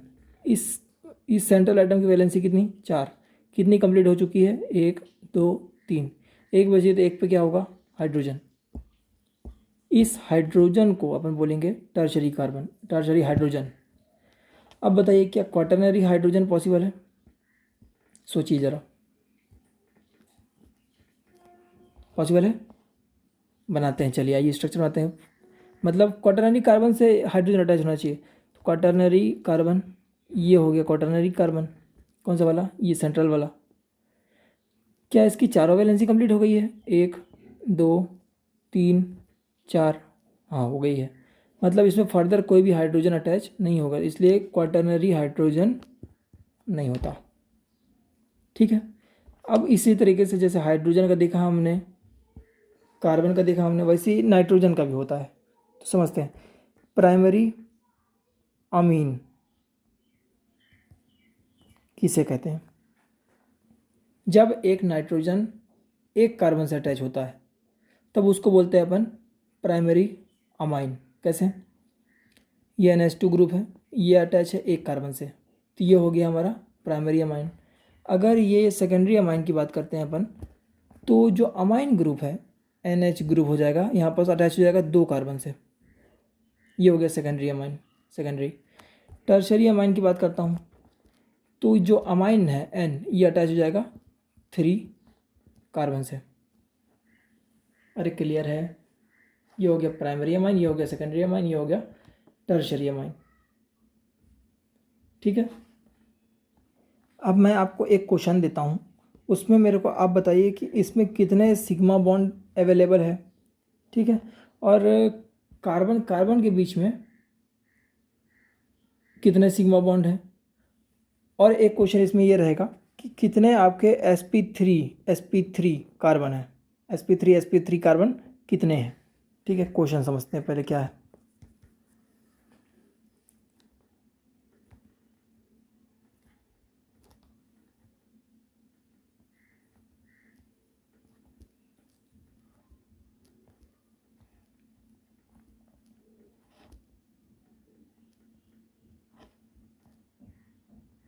ये क्वेश्चन है।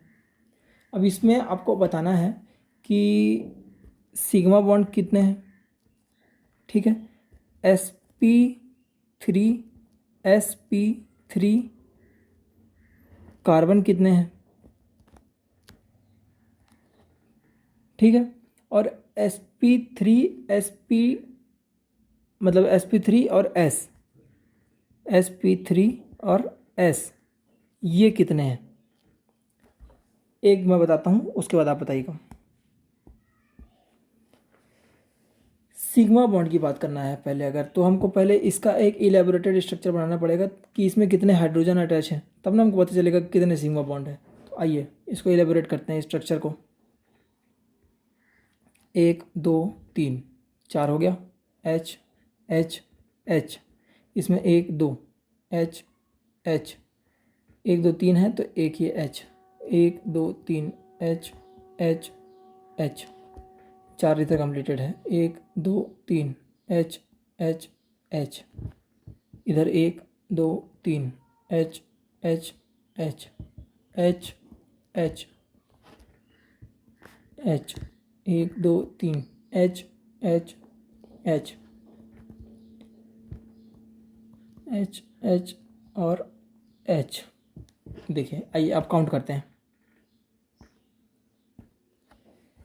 1 2 3 4 5 6 7 8 9 10 11 12 13 14 15 16 17 18 19 20 21 22 23 24 25 26 27 28 29 30 31 32 33 34 35 36 37, मतलब टोटल सिग्मा बॉन्ड कितने आ गए अपने पास आंसर में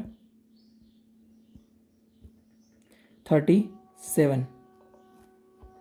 क्लियर? यही आंसर है, 37 सिग्मा बॉन्ड इस कंपाउंड में है। अब sp3 कार्बन कितने हैं ये पूछा है, तो इसका हाइब्रिडाइजेशन sp3, इसका हाइब्रिडाइजेशन sp3, इसका sp3 sp3 sp3 sp3 sp3 sp3 sp3 sp3 sp3 sp3। तो आइए देखते हैं,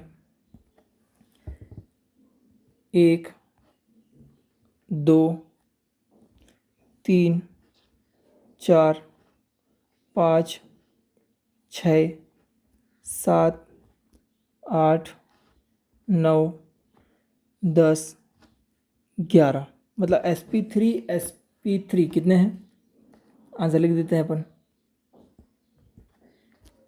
11। ये भी सही आंसर है। ठीक है, अब एक अगला आपसे क्वेश्चन पूछा हुआ है कि sp3 और s ये कितने हैं। तो sp3s अपने को अगर जानना है तो क्या अपने को ये sp3 पता है, ये कार्बन वाला sp3 पता है, तो हाइड्रोजन में क्या होगा, हाइड्रोजन में होगा s। क्यों s? क्योंकि ये 1s1 है, 1s1 मतलब एक ही इलेक्ट्रॉन है इसके पास, कुल मिला के टोटल एक ही इलेक्ट्रॉन है। दूसरा होता, और ये वैसे भी s अगर बात कर रहे हैं अपन तो इस सिग्मा को देख करके कर रहे हैं, क्या ये एक ही बॉन्ड बनाया है इधर से, तो इसका हाइब्रिडाइजेशन क्या है s। ठीक है, तो इस तरीके के s कितने हैं, ये वाला भी s है, ये वाला भी s है, ये भी s है, ये भी s है ना। तो इस तरीके से कार्बन के साथ कितने अटैच हैं ये पूछा है। तो 1 2 3 4 5 6 7 8 9 10 11 12 13 14 15 16 17 18 19 20 21 22 23 24 25 26। और कोई दिख रहा है क्या? नहीं, यही इसका आंसर है 26 sp3s CH बॉन्ड।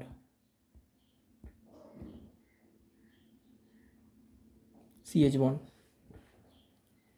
मतलब ये तो क्लियर हो गया अपने को आज कि सिग्मा कब बोलेंगे, पाई कब बोलेंगे, हाइब्रिडाइजेशन क्लियर हो गया कि एस कब है, एस पी कब है, sp2 कब है, sp3 कब है।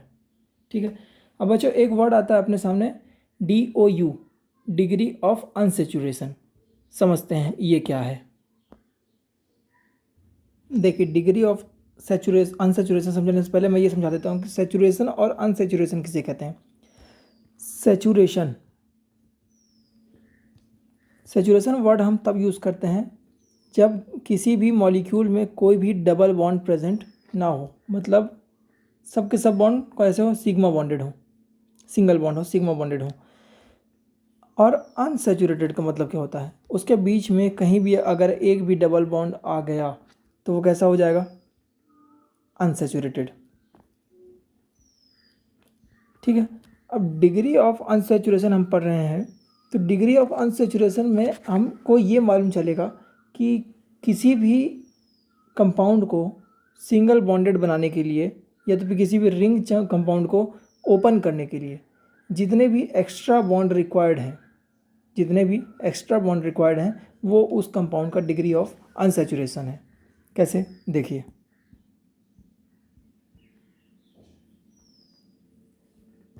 हम पढ़ रहे थे डिग्री ऑफ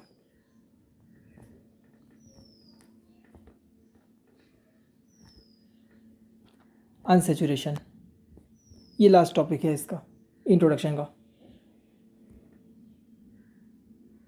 मैंने क्या बताया कि जितने भी नंबर ऑफ बॉन्ड्स रिक्वायर्ड किसके लिए, to break the double bond in a compound और टू ओपन अ रिंग, उसको अपन कहेंगे डिग्री ऑफ अनसेचुरेशन। उतने नंबर ऑफ बॉन्ड्स जो भी आएंगे, जैसे एक एग्जांपल एक समझाता हूँ मैंने आपके सामने ये स्ट्रक्चर ड्रॉ किया। ठीक है, क्या इसमें डबल बॉन्ड प्रेजेंट है, मतलब ये कंपाउंड कैसा है, अनसेचुरेटेड है। अब इस डबल बॉन्ड को सिंगल में कन्वर्ट करने के लिए अपने को क्या करना पड़ेगा, एक डबल बॉन्ड हटाना पड़ेगा, है ना। तो जितने भी number of bonds required to break, वो उसका डिग्री ऑफ अनसेचुरेशन। तो इसमें कितना बॉन्ड ब्रेक करना पड़ेगा, एक, ये वाला डबल बॉन्ड अपने को ब्रेक करना पड़ेगा, तो इसका DOU कितना हो गया, 1। जब इसका एक बॉन्ड हटा देंगे तो क्या स्ट्रक्चर अपने को मिल जाएगा, ये वाला स्ट्रक्चर मिल जाएगा। अब क्या ये सैचुरेटेड हो गया, मतलब किसी भी अनसैचुरेटेड कंपाउंड को कन्वर्ट करने के लिए किसमें, सैचुरेटेड में। जो भी बॉन्ड्स ब्रेक होंगे, जितने भी नंबर ऑफ बॉन्ड्स ब्रेक होंगे वो उसका DOU हो जाएगा, डिग्री ऑफ अनसैचुरेशन, कि कितना हद तक वो अनसैचुरेटेड था। ठीक है, वर्ड पकड़िए, याद हमको कुछ भी नहीं करना। मैं बताया हूँ शन मतलब फिनोमिना, अनसैचुरेटेड मतलब कि उसमें कितने डबल बॉन्ड्स प्रेजेंट है, डबल बॉन्ड प्रेजेंट है या ट्रिपल बॉन्ड प्रेजेंट है, तो वो उसका डिग्री ऑफ अनसैचुरेशन हो गया। ठीक है, एक एग्जांपल मैं और लेता हूँ, जैसे मैंने आपके सामने एक ये रिंग बनाया। इस रिंग के लिए अपने को कितना, एक बॉन्ड तोड़ना पड़ेगा ये वाला, तब अपना स्ट्रक्चर कैसे बन जाएगा, ऐसा बन जाएगा। दिख गया? हाँ, तो इसका DOU क्या हो गया, 1 हो गया। ये जो रिंग है ये भी कैसा है, अनसैचुरेटेड। मतलब रिंग में भी कैसा हो सकता है, सैचुरेटेड रिंग हो सकता है और अनसैचुरेटेड रिंग हो सकता है। लेकिन हम यहाँ पास इस रिंग को कैसा मानते हुए चल रहे हैं, अनसैचुरेटेड, जबकि ये रिंग में अंदर कोई भी डबल बॉन्ड नहीं है। अगर अंदर डबल बॉन्ड होगा तब ये हो जाएगा अनसैचुरेटेड रिंग, लेकिन अभी एक ऐसा रिंग है, सैचुरेटेड रिंग है। लेकिन हम DOU के लिए क्या मान के चल रहे हैं कि ये पूरा कंपाउंड, ये जो रिंग है ये पूरा कंपाउंड कैसा है, अनसैचुरेटेड है। लेकिन ये है कौन, ये है सैचुरेटेड, क्योंकि अंदर कोई भी डबल बॉन्ड प्रेजेंट नहीं है। हम DOU के लिए क्या मान के चल रहे हैं, इसको अनसैचुरेटेड। तो इसका एक बॉन्ड ब्रेक करने के बाद ये पूरा कैसा बन जाएगा, सैचुरेटेड बन जाएगा, ओपन चेन बन जाएगा। ठीक है, एक एग्जांपल मैं आपके सामने लेता हूँ। थर्ड, ये मैंने एक स्ट्रक्चर बनाया, इसके लिए अपने को कितना DOU लगेगा, डिग्री ऑफ अनसैचुरेशन, मतलब कि कितने बॉन्ड अपने को ब्रेक करना पड़ेगा तब ये ओपन चेन बन पाएगा इस तरीके का। तो 2 ब्रेक करना पड़ा, एक ये वाला एक ये वाला, तो DOU कितना आ गया, 2। समझ में आया कॉन्सेप्ट, DOU क्या बोलता है। अब अपन DOU यूज़ कहाँ करेंगे भाई, अपन क्यों पढ़ रहे हैं इसको। तो DOU हमको यूज़ में आता है कि जब किसी भी कंपाउंड का नंबर ऑफ स्ट्रक्चर्स फाइंड करना हो, कि हमारे पास क्वेश्चन आ जाएगा कि फाइंड नंबर ऑफ स्ट्रक्चर्स, तब हम डिग्री ऑफ अनसैचुरेशन लगा करके फाइंड करते हैं। कैसे, एक एग्जांपल देता हूँ, देखिए।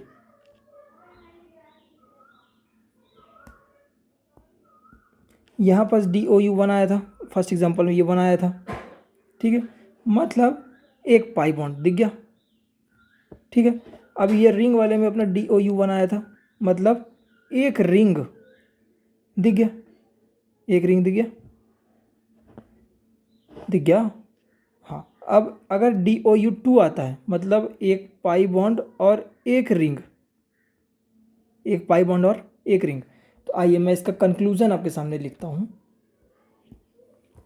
अगर DOU 1 आता है तब आपका कौन कौन सा स्ट्रक्चर पॉसिबल है, तब आपका स्ट्रक्चर पॉसिबल है कि जब उस स्ट्रक्चर में एक पाई बॉन्ड हो, या तो फिर वो स्ट्रक्चर एक साइकिल हो, साइक्लिक स्ट्रक्चर हो। ठीक है, जैसे मैं आपके सामने एक एग्जांपल लिखता हूँ।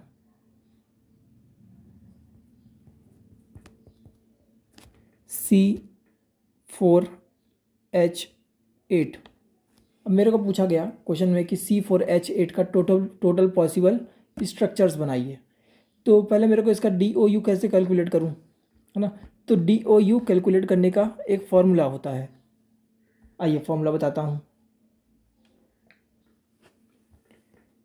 DOU is equal to summation of n। ये n क्या है, ये n है number of atoms of same kind, मतलब एक ही तरीके के कितने एटम्स है। जैसे C कितने हैं इसमें, 4, ये 4 C दिख रहे हैं ना क्वेश्चन में। तो summation of n V-2, V क्या है, ये V है कार्बन की वैलेंसी, -2/2 + 1। ये जो समेशन क्या बताता है, समेशन बताता है कि जितने भी एटम्स हैं, भाई ये तो कार्बन बस का अपन ने n लिखा ना, हाइड्रोजन भी तो है ना। तो आइए इस फॉर्मूले का इस पे क्वेश्चन पे अप्लाई करते हैं। कैसे अप्लाई करेंगे, देखिए। अब जैसे अपने को DOU निकालना है किसका, C4H8 का। C कितने हैं, 4, वैलेंसी C की 4 -2। ठीक है, अब हाइड्रोजन कितने हैं, प्लस हाइड्रोजन कितने हैं, 8, ये 8। ठीक है, हाइड्रोजन की वैलेंसी 1 -2 दिख गया, नीचे क्या था 2 + 1। इस तरीके से अपने को सॉल्व करना है इसको। समेशन का मतलब समझ में आ गया। समेशन क्या बताता है, समेशन बताता है कि कितने कितने, जैसे कार्बन था ये 4 लिख दिया मैंने, उसके बाद हाइड्रोजन भी है फिर 8 लिख दिया मैंने। हो सकता है नाइट्रोजन हो तो उसको लिखेंगे, ऑक्सीजन हो तो उसको लिखेंगे, इस तरीके से अलग अलग लिखना पड़ेगा। आइए इसका DOU कैलकुलेट करते हैं। तो जब मैं इसको सॉल्व करने चला तो मेरे पास आंसर क्या आया, देखिए 4 - 2, 4 × 4 - 2 2 प्लस 8 बाहर है, 1 - 2 -1 अपॉन 2 प्लस 1। अब इसको मैं सॉल्व कर रहा हूँ, 8 प्लस ये माइनस बाहर आएगा तो -8 अपॉन 2 प्लस 1, 0/2 प्लस 1, 0 से कुछ भी मल्टीप्लाई या डिवाइड करेंगे तो आंसर क्या आता है 0 + 1। तो DOU कितना आया 1। मैं अभी बता करके आपको ऊपर बताया हूँ कि अगर DOU 1 है तो स्ट्रक्चर में एक पाई बॉन्ड होगा या तो फिर वो स्ट्रक्चर साइक्लिक होगा, इतनी पॉसिबिलिटी बनती है। ठीक है, आइए स्ट्रक्चर फॉर्म करते हैं C4H8 का। C4H8 एक पाई बॉन्ड वाला पहले बनाते हैं। ठीक है, 1 2 3 4, एक मैंने ये लगा दिया पाई बॉन्ड। ठीक है, अब आइए वैलेंसी फुलफिल करते हैं। CH3 CH2 1 2 3 CH 1 2 3 4 H2। आइए काउंट करिए, 3 और 2 5, एक ये 6 और ये 2 8, क्या 8 हो गया H कार्बन, 1 2 3 4, क्या कार्बन 4 हो गया, मतलब ये स्ट्रक्चर अपना सही है। अब आइए ये डबल बॉन्ड वाले और कौन से स्ट्रक्चर बन सकते हैं, 1 2 3 4, डबल बॉन्ड को मैं यहाँ शिफ्ट करता हूँ। ठीक है, H3 H 1 2 3 4 1 2 3 4 1 2 3, ये C4H8 इसमें भी है, एक पॉसिबिलिटी ये बनती है। ठीक है, ये हो गया सिंगल स्ट्रेट चेन का। अब मैं अगर इस चेन को ही ब्रांच कर दूं ये, और एक डबल बॉन्ड लगाना है। ठीक है, एक अपने पास पॉसिबिलिटी ये बन गई, मतलब पहला स्ट्रक्चर ये, दूसरा स्ट्रक्चर ये, तीसरा स्ट्रक्चर ये। और क्या बोला है हमको, एक पाई बॉन्ड हो सकता था या तो फिर एक साइकिल हो सकती थी। अगर साइकिल आएगा तो फिर पाई बॉन्ड नहीं आएगा, समझ में आया। 1 2 3 4 साइकिल आ गया तो पाई बॉन्ड हट गया, एक DOU है ना भैया, हाँ। तो ये हो गया, एक साइकिल ये बन गई। एक साइकिल और क्या बन सकती है, ये बन सकती है। तो ये चौथा स्ट्रक्चर, ये हो गया पांचवा स्ट्रक्चर। मतलब टोटल स्ट्रक्चर C4H8 के कितने पॉसिबल हैं, 5 स्ट्रक्चर्स।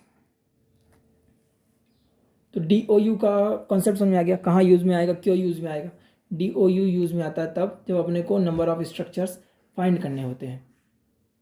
ठीक है, चलिए तो बच्चों आज हमने क्या क्या देखा, स्टार्टिंग में चलते हैं। इंट्रोडक्शन ही चालू किया था आज। इंट्रोडक्शन में हमने देखा कि जो ऑर्गेनिक केमिस्ट्री है वो आई कहाँ से, लिविंग ऑर्गेनिज्म से आई।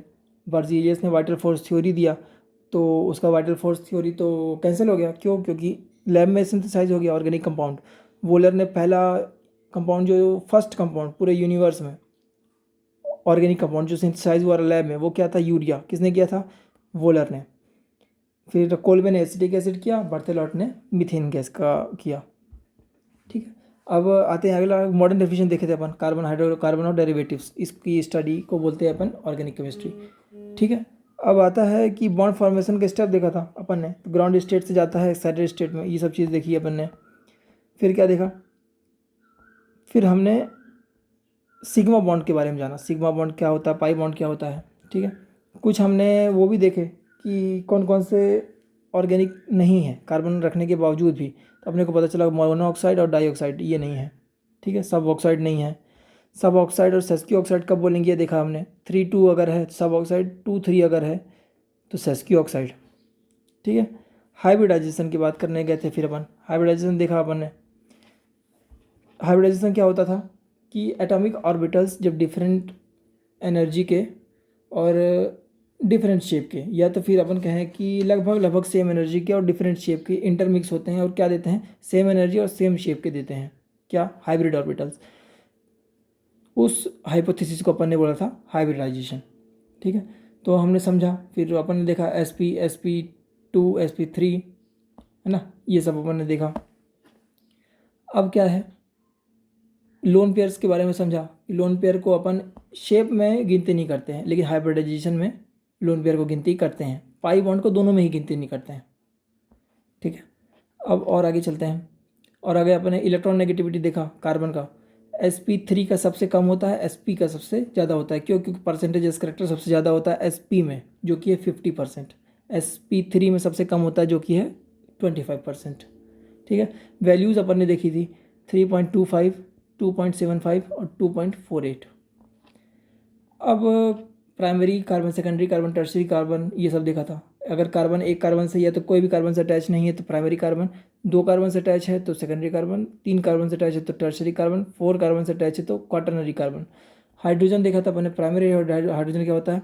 वो हाइड्रोजन जो प्राइमरी कार्बन से अटैच है उसको कहते हैं अपन प्राइमरी हाइड्रोजन। वो हाइड्रोजन जो सेकेंडरी कार्बन से अटैच है वो होता है सेकेंडरी हाइड्रोजन। वो हाइड्रोजन जो टर्शरी कार्बन से अटैच है वो होता है टर्शरी हाइड्रोजन। फिर अपन ने अमाइन देखा था, primary amine, secondary amine, tertiary amine. Primary amine क्या होता है? अमाइन जब एक कार्बन से अटैच होता है तो होता है प्राइमरी अमाइन। अमाइन नाइट्रोजन अगर दो कार्बन से अटैच है तो वो होता है सेकेंडरी अमाइन। नाइट्रोजन अगर तीन कार्बन से अटैच है तो वो होता है टर्शरी अमाइन। फिर एक क्वेश्चन में अपन ने देखा था, इसमें अपन ने sigma bond, sp3 carbon, sp2 carbon hydrogen, ये सब देखा था हमने, है ना, कितने हैं। सेचुरेशन अनसेचुरेशन समझा। अगर एक भी डबल बॉन्ड प्रेजेंट नहीं है तो सेचुरेटेड है पूरा कंपाउंड। अगर एक भी डबल बॉन्ड या ट्रिपल बॉन्ड प्रेजेंट है तो वो कंपाउंड कैसा है? अनसेचुरेटेड। ठीक है, डिग्री ऑफ अनसेचुरेशन समझा हमने कि जो भी बॉन्ड तोड़ेंगे अपन, किसके लिए? अनसेचुरेशन को सेचुरेशन में कन्वर्ट करने के लिए, या तो फिर साइक्लिक को ओपन में कन्वर्ट करने के लिए, तो वो होगा उसका DOU। DOU का हमने काम समझा। DOU कहाँ काम में आता है? DOU काम में आता है नंबर ऑफ स्ट्रक्चर्स प्रेडिक्ट करने में। इसका हमने एक फॉर्मूला देखा था, समेशन ऑफ n क्या है? n नंबर ऑफ एटम्स है, जो भी, जैसे कार्बन अगर 4 है तो n की वैल्यू अपन ने 4 रख दिया। वैलेंसी क्या कार्बन की? 4 है, 4 रख दिया। इसी तरीके से ऐड होता जाएगा। हाइड्रोजन का नंबर 8 है ना, तो 8 हो गया। वैलेंसी हाइड्रोजन की 1 है तो 1 हो गया। इस तरीके से अब हमने ये तो देख लिया कि अगर DOU 1 है तो क्या होगा। अगर DOU 2 है तब क्या क्या पॉसिबिलिटी है? तब पॉसिबिलिटी है कि दो पाई बॉन्ड हो एक स्ट्रक्चर में, या तो फिर एक पाई बॉन्ड प्लस एक साइकिल हो, मतलब साइकिल के साथ अब एक पाई बॉन्ड हो सकता है, या तो फिर दो साइकिल हो। ठीक है, दो साइकिल हो। अब अगर DOU 3 है तब क्या पॉसिबिलिटी? 3 pi bond. ठीक है, या तो फिर 2 पाई प्लस 1 साइकिल, या तो फिर 1 पाई प्लस 2 साइकिल, या तो फिर 3 साइकिल। ये पॉसिबिलिटी बन गई किसकी? DOU जब 3 होता है। 1 का तो मैं बता दिया, DOU अगर 1 था तो क्या होता? एक पाई बॉन्ड या एक साइकिल। अरे क्लियर है? एकदम इजी तरीके से इंट्रोडक्शन दिया हूँ आज, तो आई होप कि समझ में आया होगा। चलिए, आज की सभा समाप्त।